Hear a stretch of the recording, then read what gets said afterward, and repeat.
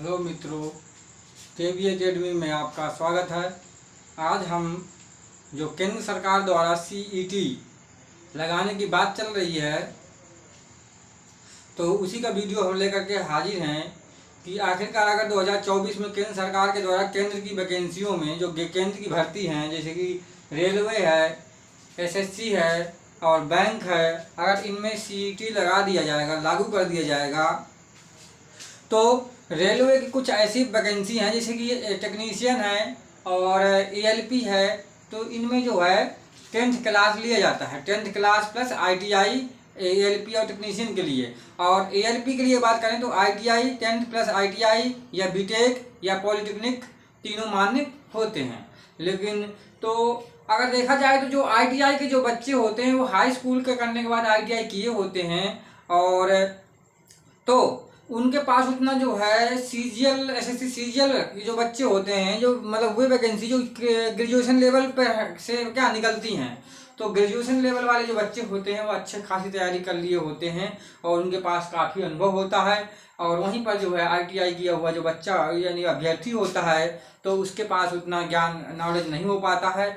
अगर मतलब कि अगर रेलवे का जो एएलपी और टेक्नीशियन की वैकेंसी है, अगर सीईटी प्री में यानी प्री एग्जाम के लिए अगर सीईटी लागू किया जाता है, तो इसका जो है आखिरकार जो है एएलपी और टेक्नीशियन के जो अभ्यर्थी हैं जो 2024 की वैकेंसी का इंतजार कर रहे हैं, तो उन पर क्या प्रभाव पड़ेगा, आज हम उसी पर चर्चा करेंगे फिलहाल।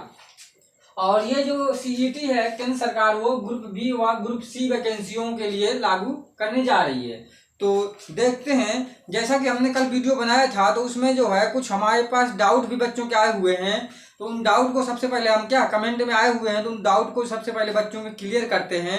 और सभी डाउट तो हम नहीं क्लियर कर सकते, बहुत सारे डाउट आए हुए हैं बच्चों के, लेकिन कुछ मुख्य जो हमें लगा कि इन डाउट को क्लियर करना चाहिए बच्चों के जो जरूरी हैं, तो उन डाउट को हम क्लियर करते हैं पहले। इसके बाद हम यहाँ बात करेंगे जो हमने यहाँ पर राइट कर रखा है सीईटी के बारे में, पूरी जानकारी देंगे विस्तार से।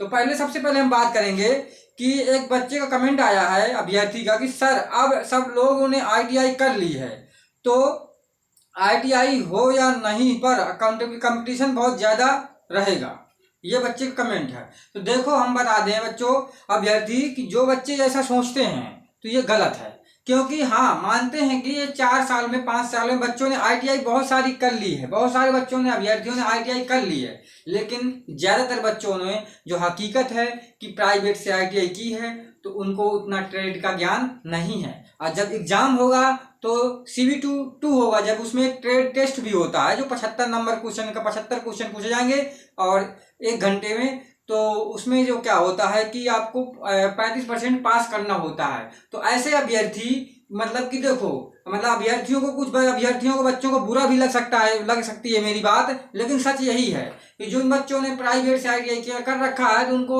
उतना ट्रेड का ज्ञान नहीं है। तो ऐसे ही बच्चे क्या है जो ट्रेड टेस्ट होता है CB2 में, तो उसमें क्या है फेल हो जाते हैं, वो अच्छा स्कोर नहीं कर पाते हैं, क्योंकि वो अच्छे से ट्रेड को थ्योरी को नहीं पढ़ा होता है, चाहे वो टेक्नीशियन के हो चाहे मैकेनिकल के हो, कहीं से हो, चाहे वो जहाँ से भी पढ़े हों, किसी भी आईटीआई की ट्रेड की हो। तो हम खास कर बात करेंगे सभी मतलब जो आईटीआई की ट्रेड के बारे में बात कर रहे हैं जितनी रेलवे में एएलपी और टेक्नीशियन में मान्य है। तो ऐसे बच्चे जो रट करके जो है एग्जाम निकालना चाहते हैं ट्रेड थ्योरी का, तो किसी का निकल जाता है, लेकिन अधिकतर बच्चे जो है 99% बच्चे जो है क्या फेल हो जाते हैं। तो अब आशा करते हैं कि समझ में आया होगा। तो कहने का मीन्स ये होगा कि आईटीआई करने से कुछ नहीं होगा। अगर आईटीआई की जो ट्रेड है, जिस बच्चे ने जिस ट्रेड से किया है, अगर उसमें उसको ज्ञान है, उससे थ्योरी का नॉलेज है, तो एएलपी टेक्नीशियन ही नहीं, वो मतलब कहीं भी जो है ऑल इंडिया इतनी सारी वैकेंसी आईटीआई से निकलती है, किसी भी मतलब जो है जॉब को पा सकता है अगर उसको थ्योरी का ज्ञान है। तो कि जैसे कभी बार का भी फॉर्म पड़ा हुआ है, बहुत सारे बच्चों ने जो है डाला होगा, और अभी यूपी से TG2 का भी फॉर्म पड़ा हुआ है, और भी बहुत सारे अभी PGCIL का फॉर्म आया है, और भी बहुत सारे फॉर्म आते रहते हैं आईटीआई के बच्चों के लिए। तो अगर उनको मेन ट्रेड है, तो ट्रेड का अगर ज्ञान है तो वो सब कुछ है, यानी ट्रेड ही सबसे मतलब जो ट्रेड थ्योरी है वही सब कुछ है, समझ सकते हैं। तो वही आगे मतलब जो है एलपीए टेक्नीशियन बनेगा जिसको ट्रेड थ्योरी का ज्ञान होगा, क्योंकि ट्रेड थ्योरी में 35% लाना ही लाना है। तभी जो आपकी मेरिट बनती है। CBT 1 के भाग 1 में जो 100 नंबर का क्वेश्चन होगा, CBT 2 के भाग नंबर 1 में जो 100 नंबर का क्वेश्चन होगा उससे मेरिट बनेगी, लेकिन पहले ट्रेड थ्योरी पास करना पड़ेगा।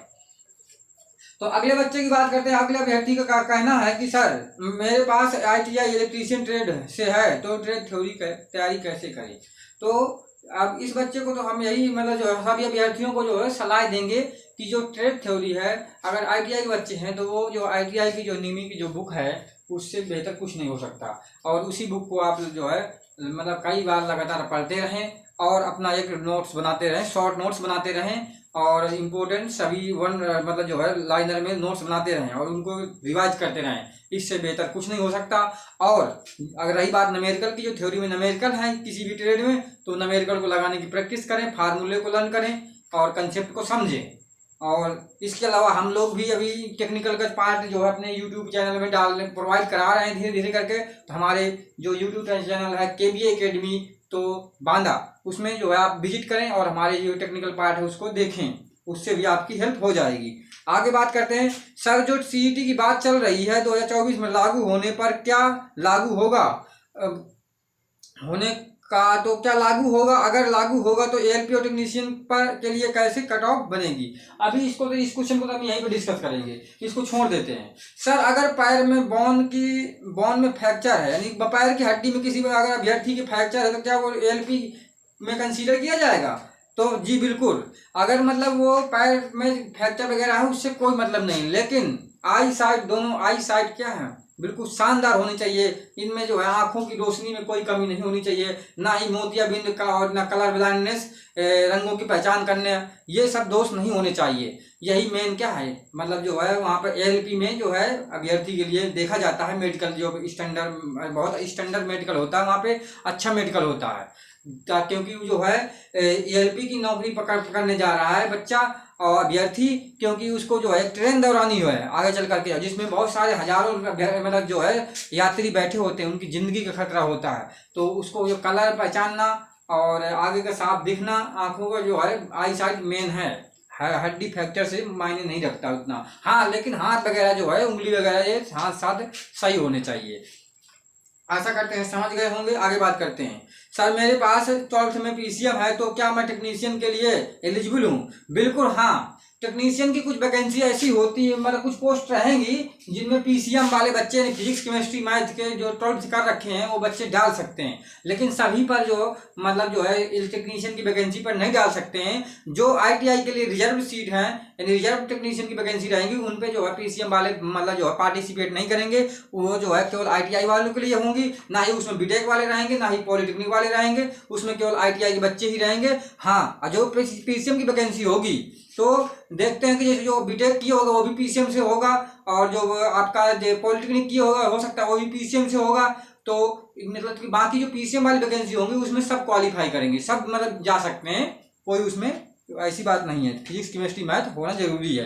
अगर किसी के पास ITI पॉलिटेक्निक बीटेक कुछ भी नहीं है, तो अगर ITI नहीं है तो PCM होना जरूरी है, लेकिन PCM के लिए कट ऑफ भी बहुत ज़्यादा जाती है क्योंकि उसकी वैकेंसी कम होती है। आगे बात करते हैं। सर पिछले बार ALP और टेक्नीशियन की के सभी जोन की फाइनल कट ऑफ और CBT 1 की दोनों की जो है एक वीडियो बना दो।